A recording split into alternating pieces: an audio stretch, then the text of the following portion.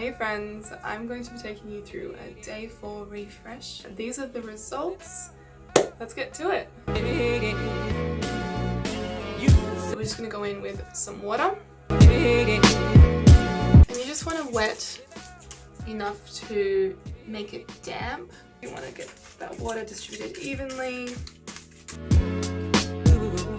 Make sure you get in underneath. And try not to overdo the top, because that little bit of frizz that you have there, that'll give you a bit more volume, especially if you're someone like me where the roots dry a bit flat.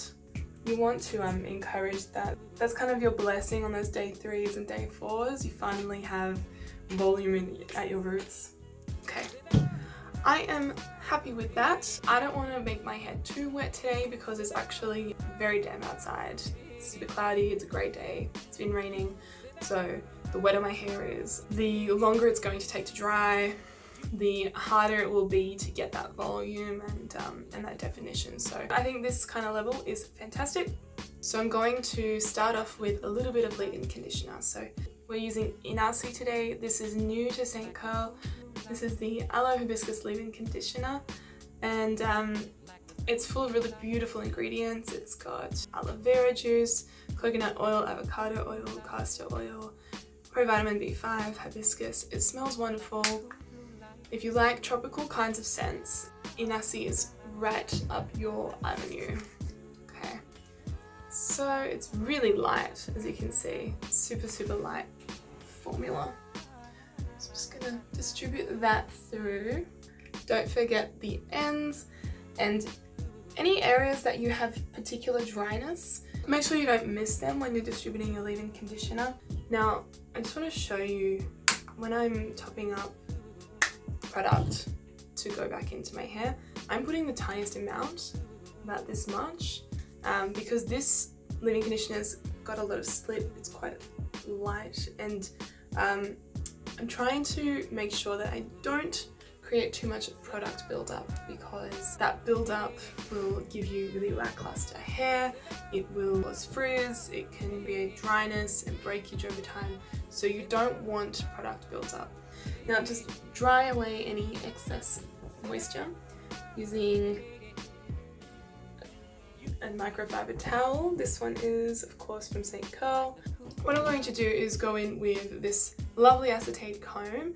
The reason I'm combing it is because it's day 4, so there would likely be some tangles in there by this point, and that leave-in conditioner will help us to get that flexibility and to get that slip to go through and detangle, and it'll also help us to distribute that leave-in conditioner a bit. So starting from down here, if you feel like you need a bit more water as well, this is the kind of point where you're safe. Now, I just spotted a bit of dry hair, so I'm just gonna add some water in.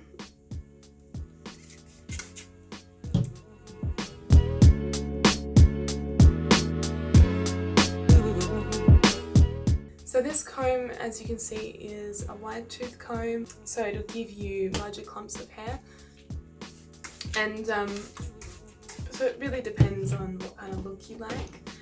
It also has these lovely rounded teeth, so that on your scalp feels really nice. It gives you a little massage. I actually keep this comb in the shower, and it's what I use when I've got conditioner or deep conditioner in my hair.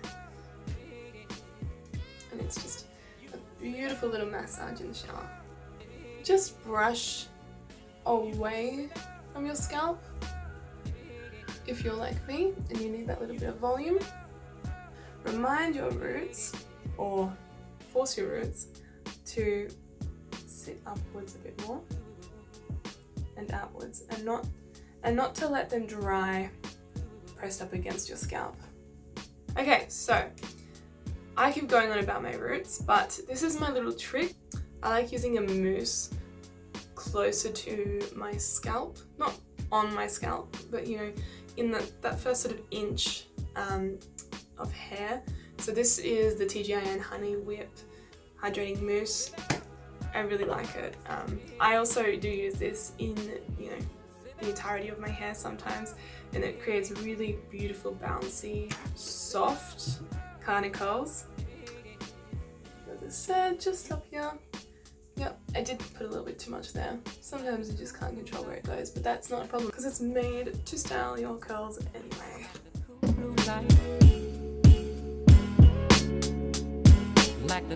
So next in styling, I'm going to use the Inahsi Coconut Avocado Curl Defining Custard. I have the sample size here, but we are selling the full-sized jars on saintcurl. I want to show you the texture. It's very cool. So this is what it looks like. Look at that. Alright, so again, working in small amounts because this is just a refresh, right? This is not day one fresh out of the shower. Make sure it's in those ends and pulling away from my scalp again, especially on days like today when it's wet outside.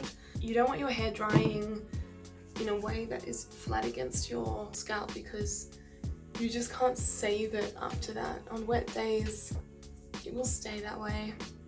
Try to encourage volume. Get it all the way through. If you want to see, again, very light formula. And as for distribution method, like what I do with my hands, honestly, don't overcomplicate it. I know there's a lot of methods out there, but I do think that influencers like to use different techniques because it keeps their content interesting and different. It gives the impression that you need to learn something, so it doesn't mean that what you're doing is wrong. If you find one works for you, just stick with it. Give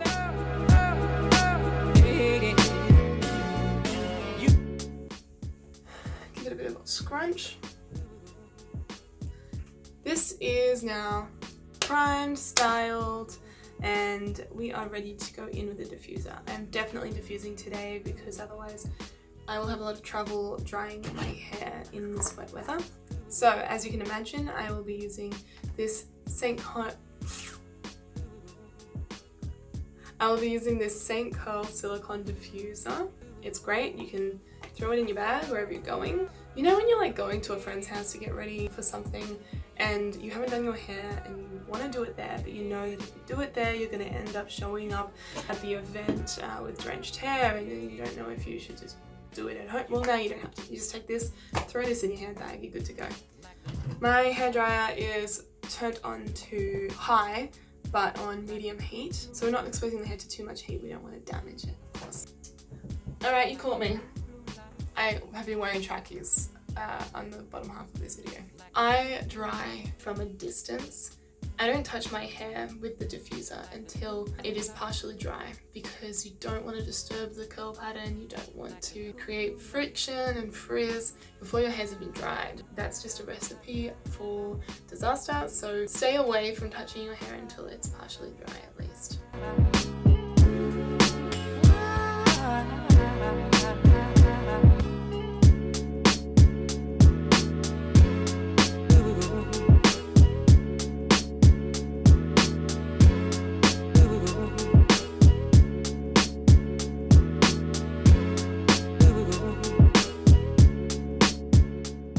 Now, a mistake that a lot of people make is that they diffuse straight away in like this. You actually end up changing the way your curl dries. It doesn't dry in its usual spiral. You'll probably find you have like little zigzaggy things going on. That's because you told your curl how to dry and you pressed it up against your head. So leave it alone. Let your curl do its thing. Sit down. Sit down. Okay, I am pretty happy with how dry my hair is. At this point it's close to completely dry. So now we're just going to scrunch out that cast that the custard or the gel that you use has created around the hair. This will release the strands from that cast and give you that volume. You don't always have to do this. If it's a particularly humid day, you might choose to keep the cast on because it'll give you more control over your hair and less chance of it becoming frizzy or changing shape throughout the day.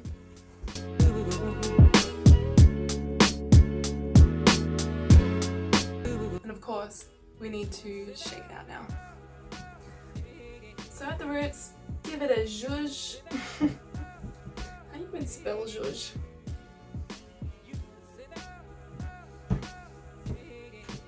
Here you go. Done. Just get a bit closer. Look how bouncy that is. Alright, so this is it. Finished. It's shiny, it's bouncy, it's defined. It's beautiful, I love it. I'm not going to go through and separate these curls. They don't really need it. But you might like to do that if you have, I lied, I'm going to separate those two. So bouncy, so springy.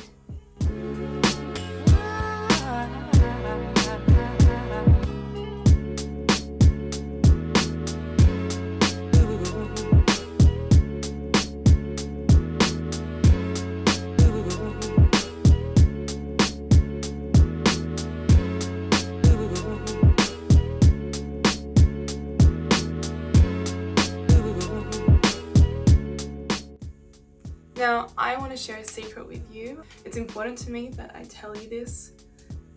I know that a lot of women and girls with curly hair compare their hair to everyone they see on Instagram or on YouTube, and they are disappointed that they don't have the same kind of volume or definition or mass of hair. There's often a reason that you see so much volume in hair. Some people are really blessed to have a lot of curls and a lot of hair, so I won't take that away from those people. But a lot of people you see online, they do this little trick to create the appearance of more hair and more volume. They do this. If this was just a normal day and I'm sitting at my desk or whatever, this is what my hair would look like. But now because I'm on video with you, I'm doing this. I'm brushing all the hair I have to the front. And now,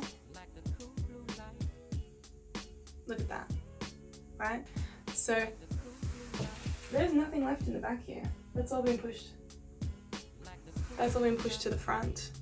And that's what a lot of girls do online. So don't be disheartened and don't compare your hair to everybody you see online.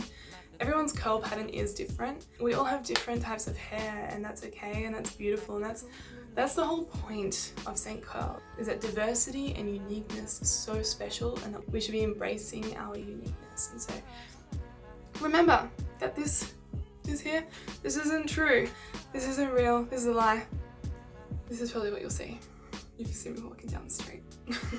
That's it. Thank you so much for tuning in, and I hope to see you again soon. Bye.